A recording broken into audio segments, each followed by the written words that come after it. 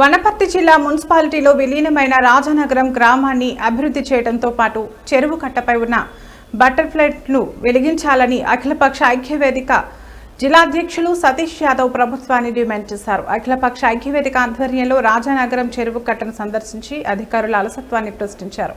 MLA Megha Reddy స్పందించి వెంటనే చెరువు కట్టపై టైట్లు వెలిగేలా చర్యలు తీసుకోవాలని, విలీన గ్రామమైన రాజనగరాన్ని మున్సిపల్ ఆదాయంలో 40% నిధుల ద్వారా గ్రామ అభివృద్ధికి చొరవ చూపాలని కోరారు. కట్టను ఏర్పాటు చేశారు, లైట్ వేశారు, సంతోషం. ఈరోజు ఈ కట్ట మీద రాజనగరం ప్రజలందరూ ప్రయాణం చేస్తారు.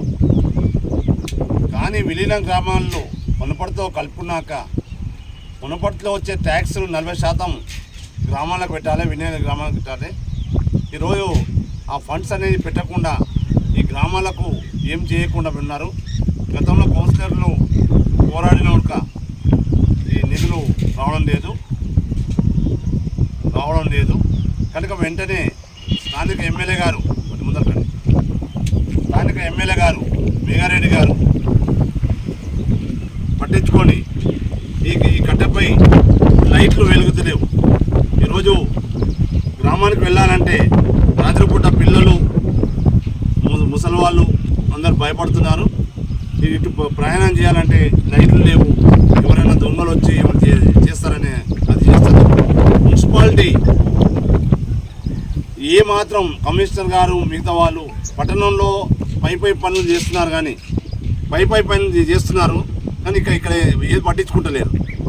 ఈ గ్రామంలో కనీసం లైట్లు పోయినవి దాదాపు నెల నుండి కంప్లైంట్ చేస్తున్నారు.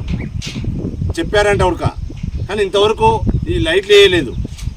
వెంటనే లైట్లు వేసి ఈ పిచ్చి మొక్కలను తొలగించి ఈ కట్టపైన ఉన్న మిగతా చెట్లను రక్షించి గ్రామానికి వచ్చే నిధులు తీసుకొచ్చి ఎమ్మెల్యే గారికి ప్రత్యేకంగా మేము కోరుకునేదంటే ఇప్పుడు వచ్చిన టఫ్ ఐడీసీ నిధులలో ఈ రాజనగరం గ్రామానికి ఒక నిధులు పెట్టి ఇక్కడ ఉన్న పన్ను. నమస్కారం. ఈరోజు